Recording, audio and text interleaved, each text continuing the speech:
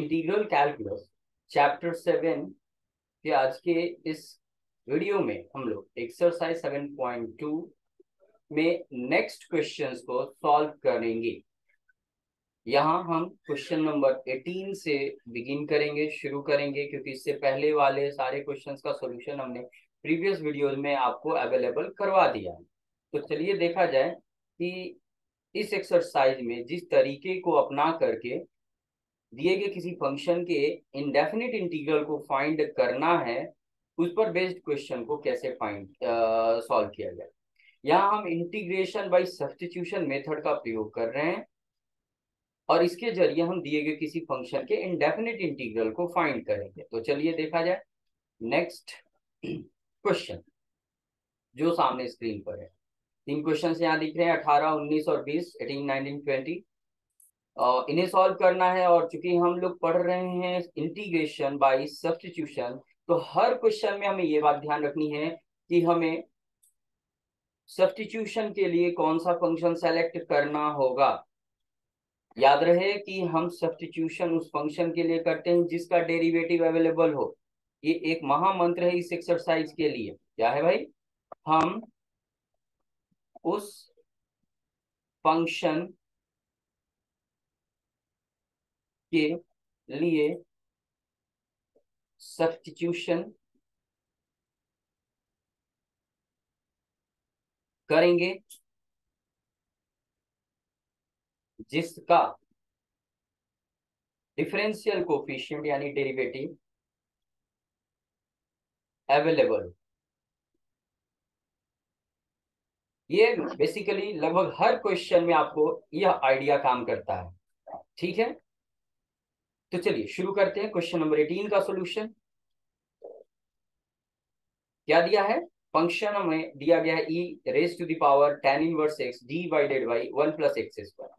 इसका indefinite integral निकालना है और बिगिन करते हैं कुछ ऐसे। मान लेते हैं कि इसका इंडेफिनिट इंटीग्रल i है और उसे ऐसे लिखते हैं हम लोग, indefinite integral of e raise to the power tan inverse x divided by 1 plus x square dx। हमें ढूंढना होता है वो फंक्शन और जिसका डेरिवेटिव अवेलेबल है। वैसे हम इस एक्सरसाइज में तीन तरह के फॉर्मेट पर काम करेंगे। पहला फॉर्मेट हमने आपको बताया था F prime x divided by F x, यानी नीचे डिनोमिनेटर में फंक्शन और उसका डेरिवेटिव ऊपर हो, तब हम सब्स्टिट्यूशन का प्रयोग करेंगे और फंक्शन को सब्स्टिट्यूट करेंगे। दूसरा फॉर्मेट बताया था कि फंक्शन का होल पावर n हो और उसका डेरिवेटिव साथ में हो, तब हम सब्स्टिट्यूशन मेथड का प्रयोग करेंगे और फंक्शन को सब्स्टिट्यूट करेंगे। और एक बताया था कि अगर फंक्शन और फंक्शन का स्ट्रक्चर हो तब भी हम सब्स्टिट्यूशन मेथड का प्रयोग करेंगे। और इसमें बेसिकली या जनरली इनर फॉर्मेट पर है, यानी फंक्शन ऑफ फंक्शन के स्ट्रक्चर पे e raise to the power tan inverse x, यही फंक्शन ऑफ फंक्शन है जिसमें ऊपर जो tan इनवर्स x है इसका derivative 1 plus x square available है। आपको ध्यान होना चाहिए कि tan इनवर्स x का डेरिवेटिव x के रिस्पेक्ट में होता है 1 प्लस एक्स स्क्वायर। और इसी बात को ध्यान में रखते हुए हम यहाँ सब्स्टिट्यूशन का काम करेंगे। तो हम क्या करेंगे? सब्स्टिट्यूट करेंगे। सब्स्टिट्यूटिंग क्या? tan इनवर्स x के लिए z, यानी जहां tan इनवर्स x है वहां z हम रख देंगे। इसके साथ साथ हम लोग डिफरेंशियल रिलेशन भी निकालते हैं, यानी अगर फंक्शंस इक्वल है, दो फंक्शंस अलग अलग वेरिएबल इक्वल है, तो इनका डेरिवेटिव डिफरेंशियल भी इक्वल होंगे, डिफरेंशियल्स। और डिफरेंशियल निकालने का तरीका है कि जिस फंक्शन का डिफरेंशियल निकालना होता है उसका डेरिवेटिव, यानी tan इनवर्स x का डेरिवेटिव, tan इनवर्स x का डेरिवेटिव x के रिस्पेक्ट में मल्टीप्लाई करते हैं हम x के डिफरेंशियल से, और dz है ये dz ही छोड़ देते हैं। ये हो गया। दूसरा, ये सब्स्टिट्यूशन करेंगे हम इससे पहले ये डेरिवेटिव निकाल लें। tan इनवर्स का 1 प्लस एक्स स्क्वायर होता है, वो लिख दिया हमने, साथ में dx है और dz। यानी आप देख सकते हो लेफ्ट साइड में 1 प्लस एक्स स्क्वायर dx, ये पूरा प्रोडक्ट जो है dz में कन्वर्टिबल है। वी गेट, हमें मिल जाएगा i बराबर, देखिए e raise to the power tan inverse x, जिससे z माना है हमने यहाँ देख सकते हैं आप, तो हम वहां z लिख देंगे। और नीचे जो 1 प्लस एक्स स्क्वायर है वो 1 प्लस एक्स स्क्वायर dx के साथ कंबाइन होकर मिला बना दे रहा है dz। और इस प्रकार सब्स्टिट्यूट करने पर जो फंक्शन अभी मिल रहा है हमें नए वेरिएबल z में, उसका इंटीग्रल निकालना बहुत ही आसान हो गया। और हम जानते हैं कि इसका इंटीग्रल क्या है, होता है ई के पावर जेड का इंटीग्रल ई के पावर जेड होता है और इंडेफिनिट इंटीग्रल निकाल रहे हैं, इसलिए यहाँ पर एक इंटीग्रल कांस्टेंट ऐड करना मस्ट हो जाता है। ठीक है, अब जेड का वैल्यू वापस भी करना होता है, जेड का वैल्यू वापस करेंगे। जेड हमने tan इनवर्स एक्स के लिए यूज किया है, तो tan इनवर्स एक्स, और इस प्रकार ये तीसरे फॉर्मेट पर बेस्ड जो ये प्रॉब्लम 18 नंबर है, फंक्शन और फंक्शन का स्ट्रक्चर, उसका प्रयोग करके हमने अपना काम किया। चलिए 19 नंबर क्वेश्चन, 19 और 20 नंबर क्वेश्चन में 20 नंबर मेन फॉर्मेट जिस, और 19 नंबर को 20 नंबर के फॉर्मेट में बदल कर ही बनाया जाता है, जिसे कैसे करेंगे पूरा देखा जाए। 19 नंबर के लिए क्वेश्चन नंबर 19 का सॉल्यूशन, इंडेफिनिट इंटीग्रल निकालना है। मान लेते हैं इंडेफिनिट इंटीग्रल आई है, और किसका निकालना है, e raise to the power 2x minus 1। लिखने के समय फंक्शन कैसे किस स्ट्रक्चर में, ये बात ध्यान में रखते हैं, ये रहा हूं। यहां सब्स्टिट्यूशन करने से पहले हमें थोड़ा ट्रांसफॉर्मेशन करना पड़ता है। ये जो स्ट्रक्चर दिख रहा है e raise to the power 2x minus 1 और नीचे प्लस 1, ये 1 के कारण प्रॉब्लम है। इस पूरे स्ट्रक्चर को इस फॉर्मेट में 20 नंबर क्वेश्चन के फॉर्मेट में अगर हम बदल देते हैं, जो कि मेन फॉर्मेट है जिसमें नीचे फंक्शन उसका डेरिवेटिव ऊपर है, यानी ये जो क्वेश्चन है इस फॉर्मेट पर बेस्ड है, derivative of function divided by function इस फॉर्मेट पर है, लेकिन सीधे नहीं है, थोड़ा ट्विस्ट कर दिया गया है। हमें भी इसको बदलकर उस फॉर्मेट पे पहले लाना है। इसके लिए एक तरीका है, कुछ फंडा है, उसे ध्यान में रखना होगा आपको। चलिए क्या है हम बता रहे हैं आपको, देखिएगा। यहाँ e raise to the power 2x है, तो जो ये ऊपर वाला है 2x, क्या करते हैं हम लोग, e raise to the power 2x का आधा लेते हैं और उल्टा चिन्ह कर देते हैं। 2x है तो प्लस में है तो माइनस कर देते हैं। याद है क्या करना है, जो भी यहाँ हो ई रेस टू द पावर जितना भी हो उसको हाफ कर देना है। 2x है तो उसका हाफ, 3x है तो उसका हाफ, 4x है तो उसका हाफ, और चिन्ह उलट देना। अगर ये प्लस में है तो माइनस कर देना है, माइनस है तो प्लस में कर देना। और उसके बाद पता कीजिए क्या आया आपको, ये -x आया, और इसी क्वांटिटी से ऊपर नीचे मल्टीप्लाई कर देना है। जो वहां मिला है उसी से ऊपर नीचे मल्टीप्लाई कर देना, देन हमें मिलेगा।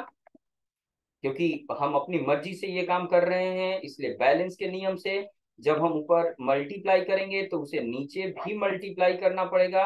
यही बैलेंस का नियम कहता है मैथमेटिक्स में। चलिए ऊपर मल्टीप्लाई करते हैं। E raise to the power -6 में e raise to the power 2x को मल्टीप्लाई करना। आपको ध्यान होना चाहिए, ए के पावर m गुना ए के पावर n हो, बेस जब सेम होता है तो एक्सपोनेंट को ऐड करके उसी बेस पर लिख दिया जाता है। उसी आधार पर ई रेस टू -6 को अगर ई रेस टू 2x में मल्टीप्लाई करें तो ऊपर ऐड हो जाएंगे, यानी 2x -x हो जाएगा। तो 2x में से x घटेगा, x बचेगा, -1 में मल्टीप्लाई करेंगे, ये हो गया। नीचे भी वैसा ही करेंगे तो आएगा ई के पावर x प्लस ई के पावर -6। अब ये जो फॉर्मेट मिला है हमें, ये फॉर्मेट हमारे इस इंटीग्रल फॉर्मेट पर, यानी ऊपर फंक्शन का डेरिवेटिव है और नीचे फंक्शन है, इसलिए नीचे वाले को हम सब्स्टिट्यूट करेंगे। यहां पर क्या करेंगे, सब्स्टिट्यूटिंग डिनोमिनेटर, नीचे फंक्शन और उसका डेरिवेटिव ऊपर है, और हमेशा फंक्शन को सब्स्टिट्यूट किया जाता है, इसे जेड मान लेंगे। एंड फिर इसका डिफरेंशियल रिलेशन भी निकालेंगे। दोनों चीज बदलता है, डिफरेंशियल भी बदलना होगा आपको, ठीक। चलिए आगे बढ़ते हैं। डिफरेंशियल कैसे निकालते हैं, उस फंक्शन के डेरिवेटिव में उस वेरिएबल के डिफरेंशियल से मल्टीप्लाई करते हैं, यानी e to the power x plus e to the power -x का डेरिवेटिव निकालिए। ई के पावर एक्स का डेरिवेटिव ई के पावर एक्स, और ई के पावर -x का डेरिवेटिव माइनस ई के पावर -x होगा, और x वेरिएबल के डिफरेंशियल से मल्टीप्लाई करेंगे, जबकि राइट साइड में सॉरी यहाँ z है तो dz होगा। तो ये दोनों आप देख सकते हैं, यहाँ क्या आया लेफ्ट साइड में, ई के पावर एक्स माइनस ई के पावर -x dx, जो कि आपके क्वेश्चन में ऊपर अवेलेबल है, ई के पावर एक्स माइनस ई के पावर -x dx। तो ये प्रोडक्ट dz में कन्वर्ट हो जाएगा, तो हमें मिलेगा आई इंटीग्रल इक्वल्स, ऊपर वाला न्यूमरेटर ध्यान से देखिए, ये पूरा न्यूमरेटर का ये प्रोडक्ट जो है वो dz में बदल जाएगा, और नीचे हमने z माना, नीचे z माना है, आप देख सकते हैं यहाँ। तो क्या होगा, 1/z, आपको इंटीग्रल याद होना चाहिए, ये 1/x के इंटीग्रल का फॉर्मेट है, और इसका आंसर होता है log ln लिखते हैं, modulus of x plus arbitrary constant, integral constant. ये 1/z है, उसी 1/x के फॉर्मेट में, तो इसका भी आंसर होगा log modulus of z plus integral constant. Last में z का वैल्यू वापस करना भूले नहीं। z जो माना है आपने रिप्लेस कर दे उसको। आपने यहाँ माना है z बराबर किसको देख सकते हैं आप, और इस तरह से हमें इंटीग्रल एंड डेफिनेट इंटीग्रल इस फंक्शन का भी मिलता है। तो जो काम हमने यहाँ सब्स्टिट्यूशन के समय किया है, ठीक वही काम 20 नंबर में करना है। 19 नंबर में थोड़ा शुरू में हमें सिंप्लीफाई करना पड़ा ताकि वह इस फॉर्मेट पर आ जाए। कौन सा फॉर्मेट, यहाँ जो कॉर्नर पे दिखाया गया है इस फॉर्मेट पर आ जाए, नीचे फंक्शन उसका डेरिवेटिव ऊपर आ जाए। चलिए आगे बढ़ते हैं और देखते हैं 20 नंबर को सॉल्व करके। 20 नंबर को सॉल्व करना है, और सॉल्व करने का तरीका वही है जो अभी पिछले क्वेश्चन में हमने फॉलो किया। मान लेते हैं इसका इंटीग्रल आई है, और वो कैसे लिखा जाता है यहाँ, याद रखिए ऊपर जो फंक्शन दिए गए केवल फंक्शन दिए गए, इंटीग्रल साइन के साथ नहीं दिए गए, और हमें इंटीग्रल निकालना है तो इसलिए इंटीग्रल साइन के साथ ऐसे लिखना पड़ता है। यहाँ सीधे सीधे नीचे फंक्शन उसका डेरिवेटिव ऊपर है, यानी ये फंक्शन जो दे रखा है वो सीधे सीधे इस फॉर्मेट पर है जिसमें नीचे फंक्शन को सब्स्टिट्यूट करना होता है। तो हम यहाँ सब्स्टिट्यूट करेंगे, सब्स्टिट्यूटिंग नीचे वाले को, नीचे फंक्शन है ना, तो फंक्शन को सब्स्टिट्यूट करेंगे जेड, एंड फिर डिफरेंशियल रिलेशन e के पावर 2x प्लस e के पावर माइनस 2x का डिफरेंशियल बराबर z का डिफरेंशियल। और डिफरेंशियल कैसे निकालते हैं, दोनों के डेरिवेटिव, ये पूरे फंक्शन के डेरिवेटिव में dx से मल्टीप्लाई कर, e के पावर 2x चेन रूल से e के पावर 2x का e के पावर 2x होगा और 2x का 2 हो जाएगा। वैसे ही यहाँ e के पावर माइनस 2x का e के power minus 2x chain rule से, और माइनस 2x का माइनस 2 और dx से मल्टीप्लाई बराबर dz। एक काम और करना होगा, यहाँ 2 कॉमन ले लेंगे, ये दोनों जगह अवेलेबल है तो दोनों जगह से हम कॉमन ले लिए 2, और चूंकि इसकी आवश्यकता नहीं है, हम अपने फंक्शन को ध्यान से देखें तो न्यूमरेटर में ऊपर जो है e के पावर 2x माइनस e के power minus 2x dx combination है, और यहाँ 2 एक्स्ट्रा आ रहा है, इसलिए हम उसको राइट साइड में कॉमन लेके राइट साइड में ट्रांसफर कर देंगे, ये रहा हमारा रिलेशन।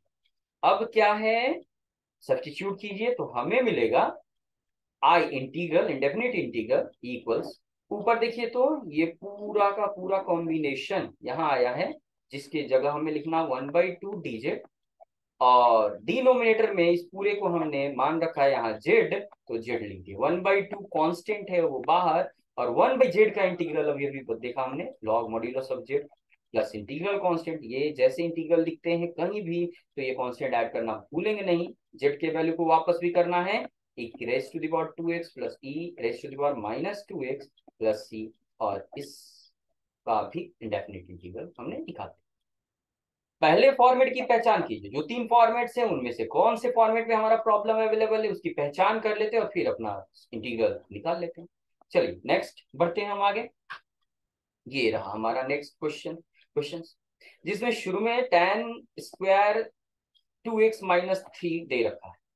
tan का स्क्वायर जब देता है और उसका इंटीग्रल निकालना होता है तो याद रखें tan स्क्वायर का डायरेक्ट इंटीग्रल का कोई फॉर्मूला नहीं। tan स्क्वायर जब भी दे कभी भी कहीं भी, तो उस tan स्क्वायर को हमें सेक स्क्वायर में बदलना पड़ता है, और वो रहा बदलने का फॉर्मूला ये tan स्क्वायर बराबर सेक स्क्वायर थीटा माइनस, इस तरह से ये बदल जाता है हमारा, ठीक है। तो इसके आधार पे हम यहाँ चेंज करेंगे और तब जाकर काम करेंगे। लेकिन चूंकि सब्स्टिट्यूशन का एक्सरसाइज हम लोग फॉलो कर रहे हैं, हम इसे डायरेक्ट भी बना सकते हैं, दिखाएंगे हम अभी बनाकर आपको। तो डायरेक्ट बनाएंगे या नहीं तो सब्स्टिट्यूशन क्या करेंगे, पहले तो इंडेफिनिट इंटीग्रल जो निकालना है उसको हम इस सिंबॉलिक नोटेशन में लिख डालेंगे। इंटीग्रल निकालने का जो नोटेशन हम लोग यूज करते हैं उसके फॉर्मेट में लिख डालेंगे। उसके बाद ये देखो एंगल एक लीनियर एक्सप्रेशन है 2x माइनस 3, जो कि सिर्फ x होना चाहिए, नहीं है 2x माइनस 3 है, इसी के लिए सब्स्टिट्यूशन करना। तो सब्स्टिट्यूटिंग एंगल जो है उसको आप बदल दो z में, and differential relation d differential of 2x minus 3 जो कि dz के बराबर होगा। दैट इंप्लाइज इसका डिफरेंशियल निकालेंगे तो इसका डेरिवेटिव निकालना पड़ेगा, तो 2x का डेरिवेटिव 2 और 3 का 0, तो 2 बचा, और dx से मल्टीप्लाई करना होगा। इसके बारे में हम लोगों ने बहुत बढ़िया से स्टडी किया है।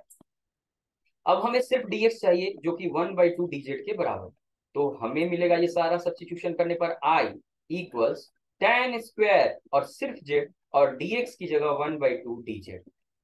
ऐसा सब्स्टिट्यूशन करने से हमारा काम जरा आसान हो जाता है, और जो tan स्क्वायर जेड है उसका इंटीग्रल का कोई डायरेक्ट फॉर्मूला नहीं है, इसे सेक स्क्वायर में बदलकर ही काम कर पाएंगे, क्योंकि सेक स्क्वायर का इंटीग्रल फॉर्मूला हमें पता है, सेक स्क्वायर एक्स का इंटीग्रल एक्स के रिस्पेक्ट में tan x होता है, उसमें बदल देना होगा।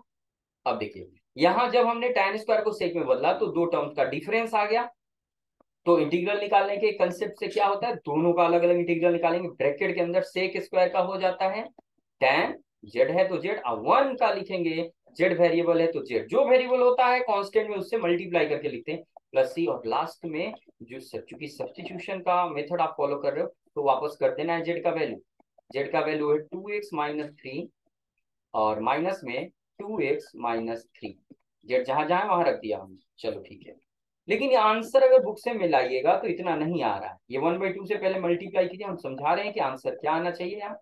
जब भी इंटीग्रल निकालने के बाद 1/2 से मल्टीप्लाई करेंगे इसमें और माइनस से भी, तो 1/2 2x में मल्टीप्लाई होगा x माइनस के साथ और माइनस माइनस प्लस ये 3/2 हो जाएगा।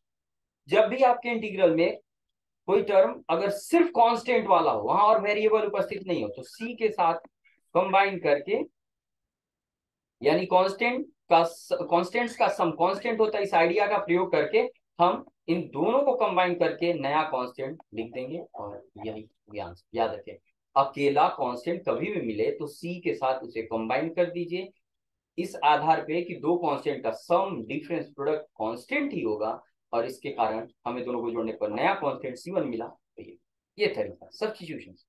आप चाहो तो इसे डायरेक्ट भी बना सकते, कैसे, चलिए देखा जाए दूसरा। और ये 21 के लिए मान लो ये बिना सब्स्टिट्यूशन, ये tan स्क्वायर 2x-3 का डेफिनेट इंटीग्रल निकालना, डायरेक्ट ट्रांसफॉर्मेशन करो, tan को आप सेक स्क्वायर में बदल डालो, तो sec square 2x-3 -1 dx, tan square theta बराबर सेक स्क्वायर थीटा -1 होता है, ये पढ़ा है ना हमने, ठीक है। तो अब सेक स्क्वायर का इंटीग्रल tan होता है और x के साथ जो मल्टीप्लाइड होता है उससे डिवाइड करते हैं, ये बात ध्यान में रखिए, और 1 का इंटीग्रल जिस वेरिएबल के रिस्पेक्ट में इंटीग्रेट कर रहे हैं उससे मल्टीप्लाई कर देते हैं, 1 का इंटीग्रल x से मल्टीप्लाई करके मिलेगा प्लस, देखिए एक ही लाइन में आ गया। फिलहाल में हमें सब्स्टिट्यूशन के स्पिरिट को मेंटेन करना, इसलिए हमने पहला तरीका बताया।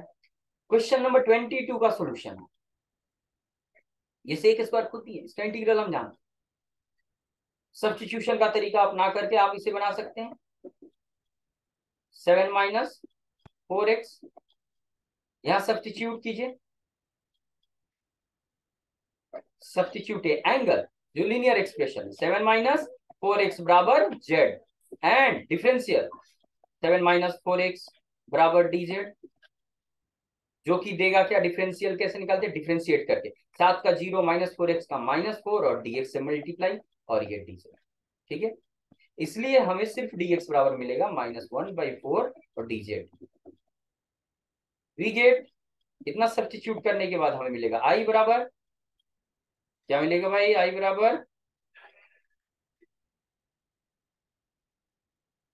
बराबर हमें मिलेगा सेक स्क्वायर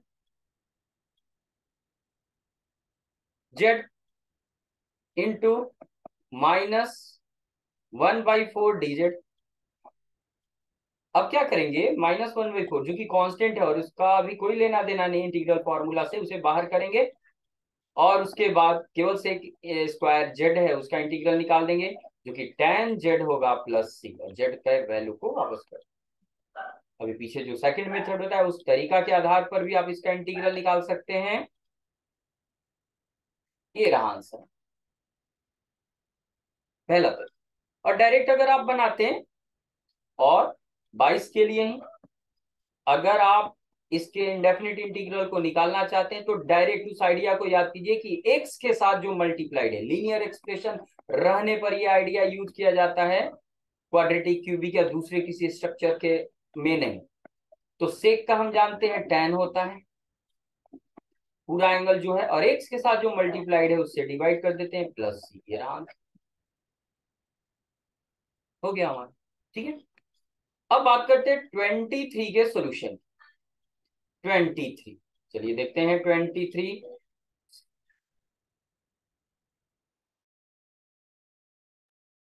ठीक है। 23 का सोल्यूशन, इसका इंडेफिनिट इंटीग्रल निकालना है हमें। 23 के सोल्यूशन देख रहे हैं हम लोग, और इसका इंडेफिनिट ये सीधा सीधा दिख रहा है, फंक्शन है और साथ में उसके डेरिवेटिव से मल्टीप्लाई कर दिया गया है। साइन इनवर्स एक्स का डेरिवेटिव जरा याद कीजिए। साइन इनवर्स एक्स का डेरिवेटिव एक्स के रिस्पेक्ट में 1/√1 माइनस एक्स स्क्वायर होता है। और देख लीजिए यहाँ ऊपर फंक्शन साइन इनवर्स एक्स है, उसका डेरिवेटिव 1/√1 माइनस एक्स स्क्वायर सीधे दे रखा है, तो इसमें तो कोई रॉकेट साइंस यूज करना ही नहीं है, सीधे सब्स्टिट्यूट कीजिए। क्या? साइन इनवर्स एक्स बराबर जेड, एंड फिर डिफरेंशियल रिलेशन, दोनों का डिफरेंशियल इक्वल होगा, और डिफरेंशियल निकालने का तरीका लेफ्ट साइड में, साइन इनवर्स का डेरिवेटिव 1/√1 माइनस एक्स, जिसका डिफरेंशियल निकालना होता है उसके डेरिवेटिव में डिफरेंशियल से गुना कर dz vget। ये सारा सब्स्टिट्यूशन करने पर हमें मिलेगा आई बराबर, देखिए साइन इनवर्स एक्स के लिए आपने जेड मान रखा है जेड, और 1/√1 माइनस एक्स स्क्वायर dx के साथ कंबाइन होकर dz बना लेगा। वाह, ये ट्रांसफॉर्म हो गया। और अब देख लीजिए सब्स्टिट्यूशन के बाद जेड का इंटीग्रल बोल रहा है जो एक्स के पावर एन के फॉर्मूला पर सेट होगा। क्या होता है? एक्स के पावर एन का इंडेफिनिट इंटीग्रल होता है एक्स के power n plus 1 divided by n plus 1। तो जेड बराबर का इंटीग्रल हो जाएगा, जेड के ऊपर 1 है तो जेड में 1 में 1 ऐड करेंगे 2 डिवाइडेड बाई 2 प्लस सी, और जेड का वैल्यू जो कि साइन इनवर्स एक्स है इसे वापस करना भूलेंगे नहीं, नीचे 2 है प्लस सी। ये चलिए 23 का सोल्यूशन भी हमने देख लिया तक।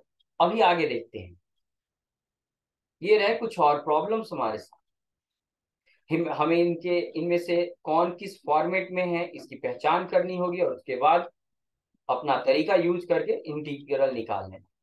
ये जो क्वेश्चन 24 नंबर है, इसमें जो क्वेश्चन दे रखा है, फंक्शन दे रखा है, इसमें दो फंक्शन का एक फंक्शन में दूसरे फंक्शन से डिवाइड किया गया है। जब भी ऐसा मिले तो एक फॉर्मेट है, उसे याद रखिएगा, भूलिएगा नहीं। सब्स्टिट्यूशन बना रहे हैं, वो क्या है फॉर्मेट बता रहे हैं कि जब एक फंक्शन में दूसरे से डिवाइड करें तो उसका इंडेफिनिट इंटीग्रल का एक फॉर्मेट है कि क्या ऊपर डेरिवेटिव और नीचे उसका फंक्शन है, अगर है तो काम हो गया। हाँ, ये इसी फॉर्मेट पर है। एक फंक्शन में दूसरे से डिवाइड करे तो इसको एक बार जरूर चेक कर लेना, क्या इस फॉर्मेट में है? हाँ है, बिल्कुल है। थोड़ा सा करना क्या है जरा देखिए, नीचे से 2 कॉमन ले लीजिए केवल, बस काम हो जाए। फिर 2 कॉमन लेने के बाद जो दिखेगा, क्या दिखेगा?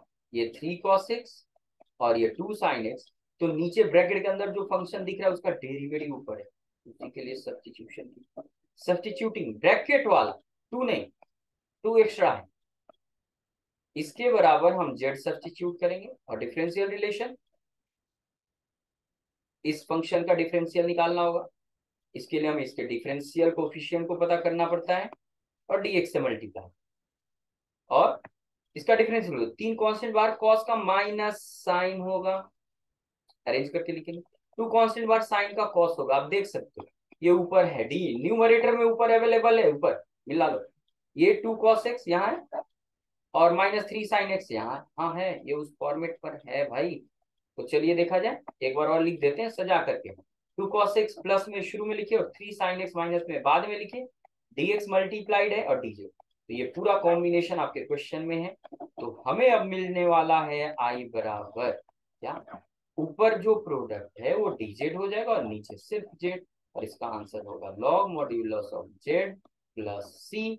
z का वैल्यू, सॉरी सॉरी सॉरी, यहाँ 2 पहले से अवेलेबल है, 1/2 1/2 2 है, 1/2 बाकी रहेगा क्योंकि हमने इसको z माना है, 2 साथ में है तो 2 रहेगा यहाँ।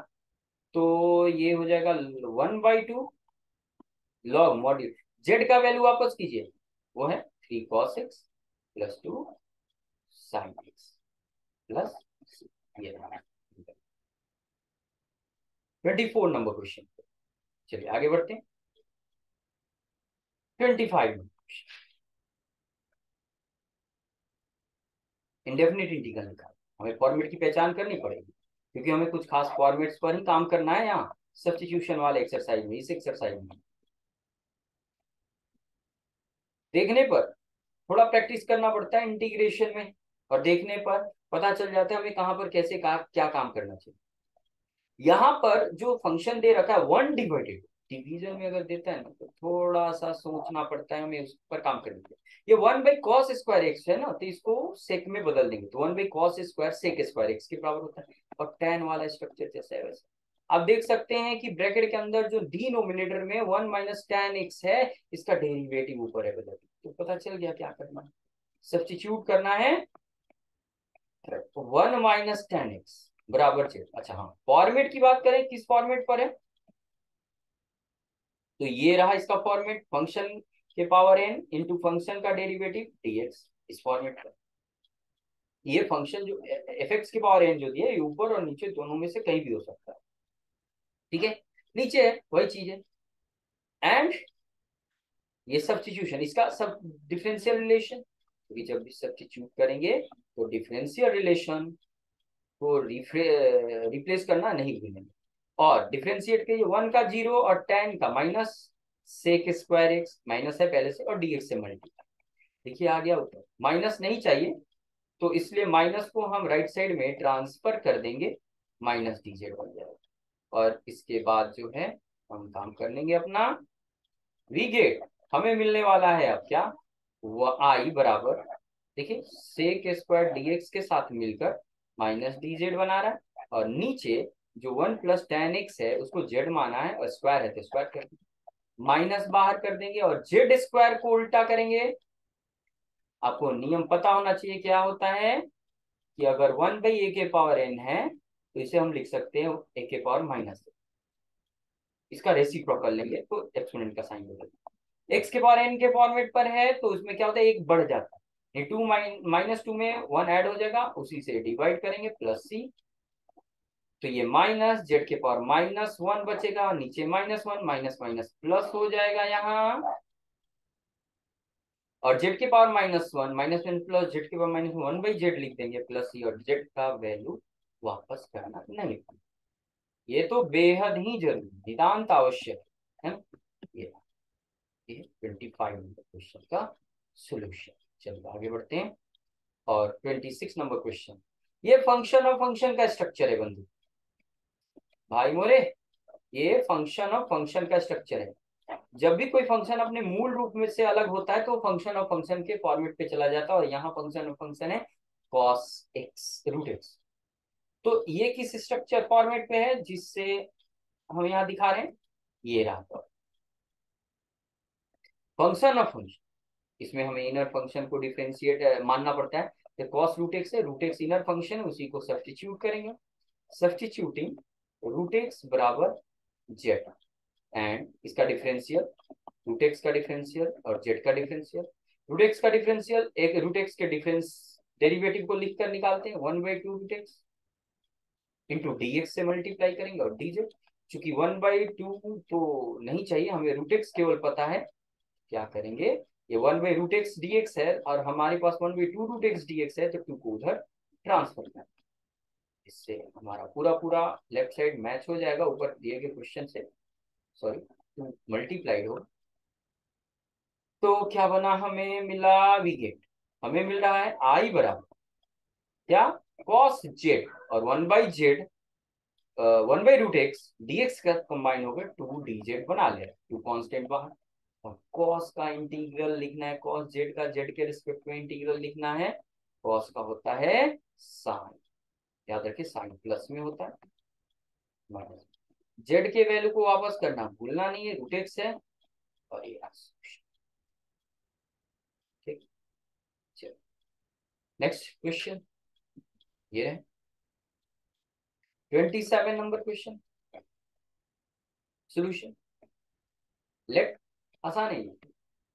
यहाँ पर जो फंक्शन दिए गए, फंक्शन दिया गया है √sin2x into cos 2x, root से बाहर, ऐसी प्रॉब्लम में पहले तो देखकर हमें समझ आना चाहिए किसका कौन डेरिवेटिव, इसके अलावा ये देखना है पावर फॉर्मेट किसका है, और कॉम्प्लेक्स पावर कौन है, देखो √x भी कॉम्प्लेक्स पावर में आएगा, √x जो है रूट साइन √sin2x, ये sin2x का होल पावर 1/2 स्ट्रक्चर, और ये cos2x का फर्स्ट पावर है, तो 1/2 कॉम्प्लेक्स एक्सपोनेंट पावर का है हमारा। तो क्या करते हैं कि ऐसे क्वेश्चन में जो ये पावर फॉर्मेट होता है वहीं पर सब्स्टिट्यूशन करते हैं, यानी हम सब्स्टिट्यूट करने वाले हैं sin 2x का, क्योंकि इसका डेरिवेटिव बाहर cos x अवेलेबल है। एंड डिफरेंशियल रिलेशन ये रहा, sin 2x का डिफरेंशियल कोफिशिएंट चेन रूल से निकालेंगे, cos 2x dx मल्टीप्लाई करना पड़ता है और dz 2 नहीं चाहिए हमें, cos 2x ही चाहिए dx के साथ, और 2 नहीं चाहिए इधर ट्रांसफर कर देंगे। कांस्टेंट वगैरह का टेंशन नहीं लेना है, नहीं अगर चाहिए तो भेज दीजिए, राइट साइड में फेंक दीजिए। तो हमें मिलेगा आई बराबर, देखिए रूट अंडर जेड हो गया ये, और cos 2x dx के साथ मिलकर 1/2 dz बना लेगा। आई बराबर, अब 1/2 कांस्टेंट बाहर, रूट जेड का इंटीग्रल डायरेक्ट फॉर्मूला में नहीं होता है, रूट जेड को हम जेड के पावर 1/2 में ट्रांसफॉर्म कर देंगे और x के पावर n के फॉर्मेट पर सेट कर, जो होता है x के power n+1 divided by same thing n+1। चलिए ये 1/2 है, यहाँ z के ऊपर 3/2 एलसीएम लेकर सॉल्व करने पर 3/2, और यहाँ भी 3/2 प्लस ये 2 ऊपर चला जाएगा, तो 2/2 इंटू 3 नीचे ही रहेगा, 1/3 इंटू जेड का वैल्यू वापस कीजिए जो कि साइन 2x है, 3/2 प्लस सी, और यहाँ पर 2 कट गया तो हमें मिलेगा 1/3। ऐसे ही छोड़ सकते हैं आराम से, थोड़ा सा और सिंप्लीफिकेशन पॉसिबल है लेकिन इतना काफी है, कोई दिक्कत नहीं, डरना नहीं। ये रहा सोल्यूशन 27 सॉरी। अब हम 28 के सोल्यूशन की बात करते हैं। यहाँ सीधा सीधा है भाई, अरे ये तो आसान है। लेट आई बराबर रूट अंडर में नीचे जो दे रखा है ना, पहले ये रूट अंडर क्यूब रूट वगैरह पे ध्यान जाना चाहिए, उस रूट के अंदर जो फंक्शन है उसका डेरिवेटिव ऊपर अवेलेबल है, तो ये तो सस्ता क्वेश्चन है। ठीक है, सब्स्टिट्यूट करना है क्या, 1 plus sine x equals Z, and इसका डिफरेंशियल रिलेशन ये एंड है, 1 प्लस साइन एक्स का डिफरेंशियल बराबर dz, और इसका डिफरेंशियल 1 का 0 साइन का cos, और dx से मल्टीप्लाई करेंगे, लेफ्ट में dx वेरिएबल है x वेरिएबल, इसलिए हमें मिलने वाला, अब मिलेगा हमें i बराबर, ऊपर cos dx मिलकर cos x dx dz बना ले रहे हैं, और नीचे रूट अंडर जेड। अब इसका इंटीग्रल निकालो, आसान है। पहले तो रूट जेड को हम जेड टू दी पावर 1/2 के रूप में बदल देंगे, फिर नीचे से इसका रिवर्स रेसिप्रोकल ले लेंगे जिसका एक्सपोनेंट का चिन्ह बदल जाएगा, और x के पावर n के फॉर्मूला पर सेट कर देंगे जो कि होता है n+1 divided by n+1 plus C, ये भूलेंगे नहीं।